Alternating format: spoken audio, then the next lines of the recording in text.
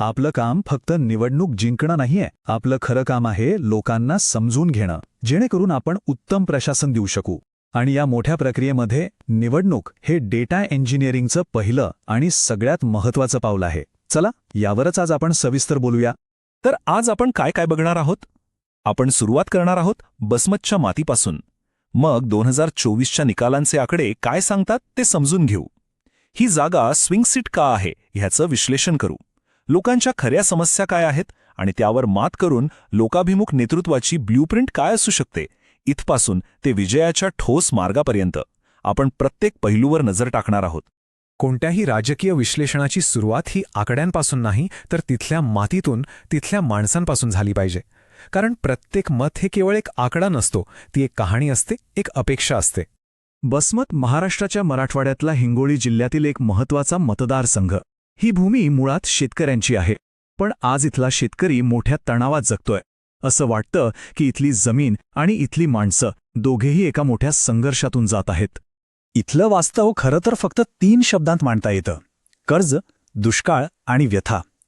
अनियमित पाऊस, खोळ जाणारी पाण्याची पातळी, शेतमालाला भाव नाही आणि डोक्यावर कर्जाचा डोंगर. हे एक असं दुष्ट चक्र आहे ज्यात इथला शेतकरी पुरता अडकला आहे. आणि या सगळ्या व्यथेची सर्वात मोठी, सर्वात वेदनादायी किंमत म्हणजे आत्महत्या. फक्त जानेवारी ते मार्च 2024 ह्या 3 महिन्यात हिंगोली जिल्ह्यात 24 शेतकऱ्यांनी आपलं जीवन संपवलं. हा निव्वळ एक आकडा नाहीये, तर व्यवस्थेला एक गंभीर इशारा आहे. इथे आणखी एक मोठा विरोधाभास दिसतो. इथल्या तरुणांच्या हातात स्मार्टफोन आहे, तो जगाशी जोडलेला आहे, पण तो आपल्याच गावात, आपल्याच परिसरातल्या संधींपासून पूर्णपणे तुटलेला आहे. आणि मग त्याच्यासमोर शहरांकडे स्थलांतर करण्याशिवाय दुसरा पर्यायच उरत नाही. बरं, ही झाली जमिनीवरची परिस्थिती. आता आपण निवडणुकीच्या आकड्यांकडे वळूया. बघूया 2024च्या निकालातून मतदारांनी नेमका काय संदेश दिलाय.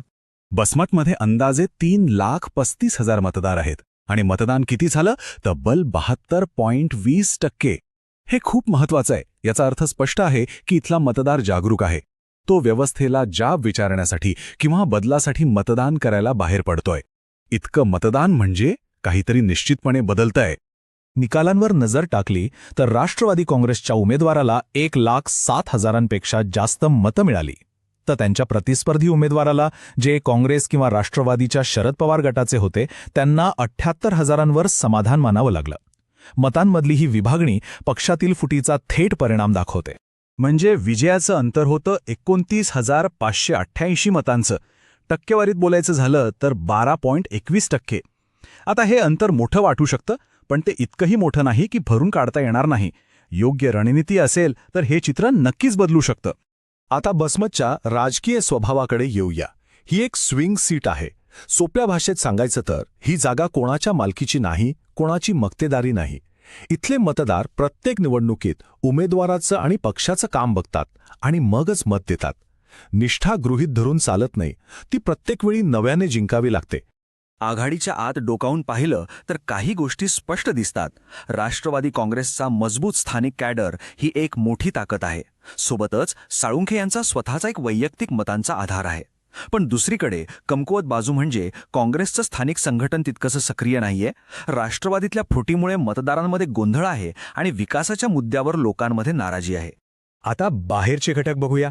शेतकऱ्यांच्या आत्महत्या आणि कर्जमाफीतल्या दिरंगाईमुळे जो असंतोष वाढतोय, ती एक मोठी संधी आहे. पण त्याचवेळी धोकेही आहेत. भविष्यात भाजप एखादा मजबूत ओबीसी उमेदवार देऊ शकतो आणि ध्रुवीकरण करणारे मुद्दे समाजात फूट पाडू शकतात. या सगळ्या विश्लेषणाच्या केंद्रस्थानी एक महत्त्वाचं लोकशाही मूल्य आहे. प्रत्येक नागरिकाला खरी माहिती मिळवण्याचा आणि त्या आधारावर जबाबदारीने आपलं मत मांडण्याचा पूर्ण हक्क आहे. पारदर्शक आणि जबाबदार कारभाराचा हाच तर पाया आहे. मागच्या 7 निवडणुकांचा इतिहास बघितला की या जागेचा स्विंग स्वभाव अगदी स्पष्ट होतो. शिवसेना आणि राष्ट्रवादी काँग्रेस यांच्यामध्ये ही जागा सतत बदलत राहिली आहे. हे काय दाखवतं? हे दाखवतं की इथले मतदार प्रस्थापितांविरोधात कौल देतात आणि कामाशिवाय कोणालाही सहजासहजी स्वीकारत नाहीत. राजकीय विश्लेषण तर झालं, पण आता थेट मतदाराच्या मनात डोकावूया. त्याच्या दैनंदिन जीवनातल्या नेमक्या कोणत्या समस्या आहेत ज्या त्याला सगळ्यात जास्त त्रास देत आहेत? हा हीट मॅप म्हणजे मतदारसंघाचा आरसा आहे. या तुम्हाला स्पष्ट दिसेल की सर्वात जास्त तीव्रतेचा मुद्दा आहे शेती आणि शेतकरी, कर्ज, आत्महत्या, पिकाला भाव नाही, हे लोकांच्या मनातले मुख्य प्रश्न आहेत. त्याच्यानंतर येतात ग्रामीण पायाभूत सुविधा आणि रोजगार, जे थेट लोकांच्या जगण्यावर परिणाम करतात. तर समस्यांचं निदान झालं. आता आपण उपायांबद्दल बोलूया. लोकाभिमुख नेतृत्वासाठी एक स्पष्ट, कृतिशील आराखडा लागतो. आपण त्याला चतुर्मुख सिद्धांत असं म्हणूया. पहिली आणि सर्वात महत्त्वाची गोष्ट आहे उमेदवाराची प्रतिमा बदलणं. स्थानिक संघर्ष करणारा नेता या ओळखीवरून कृषी मित्र म्हणजे शेतकऱ्यांचा सच्चा मित्र अशी नवी ओळख तयार करावी लागेल. का? कारण मतदारसंघाचा सर्वात मोठा प्रश्न शेतकऱ्याचा आहे. या चतुर्मुख सिद्धांताचे 4 आधारस्तंभ आहेत. पहिला, राजकीय भूमिका, स्वतःला शेतकरी समर्थक विकास आघाडी म्हणून स्थापित करणे. दुसरा, संघटनात्मक ताकद, निष्क्रिय युनिट्सना पुन्हा सक्रिय करणे. तिसरा, नॅरेटिव्ह, आपलं बोलणं फक्त अर्थव्यवस्था, कल्याणकारी योजना आणि MSPवर केंद्रित ठेवणे.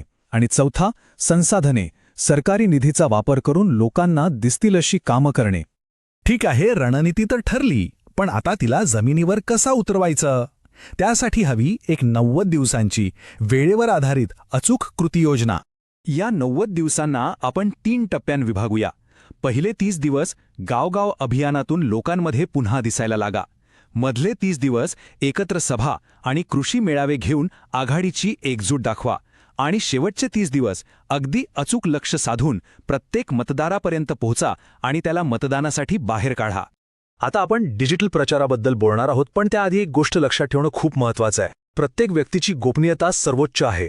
मतदारासोबत कोणताही संवाद हा त्याच्या संमतीने आणि स्पष्ट उद्देशानेच झाला पाहिजे. त्याच्या प्रतिष्ठेचा आदर राखलाच पाहिजे. हे कायद्याने आणि नैतिकतेने बंधनकारक आहे. डिजिटल रणनीती म्हणजे फक्त वरून खाली संदेश पाठवणं नव्हे. याचा अर्थ आहे स्थानिक व्हॉट्सॲप ग्रुप्सच्या माध्यमातून छोटे छोटे समुदाय तयार करणे. हा संवाद दुतर्फी हवा. नेता माहिती देईल आणि लोक जमिनीवरचं खरंच चित्र काय आहे ते कळवतील. आणि सर्वात महत्त्वाचं म्हणजे खोट्या प्रचाराला उत्तर देण्यासाठी एक सक्षम फॅक्ट चेकिंग सेल असणं गरजेचं आहे. शेवटी प्रश्न आपल्या सगळ्यांसमोर हाच आहे की आपल्याला कसलं राजकारण हवं आहे. लोकांच्या प्रश्नांना प्रतिसाद देणारं, पारदर्शक आणि प्रभावी, की असं राजकारण जे लोकांमध्ये फक्त निराशा आणि अविश्वास निर्माण करतं. डेटाचा वापर लोकांना मॅनिप्युलेट करण्यासाठी नाही, तर त्यांची अधिक चांगल्या प्रकारे सेवा करण्यासाठी व्हायला हवा. If you want to become a people-centric leader and uplift your constituency, get in touch with blueprintstrategies.ai at mgr@blueprintstrategies.ai or call 080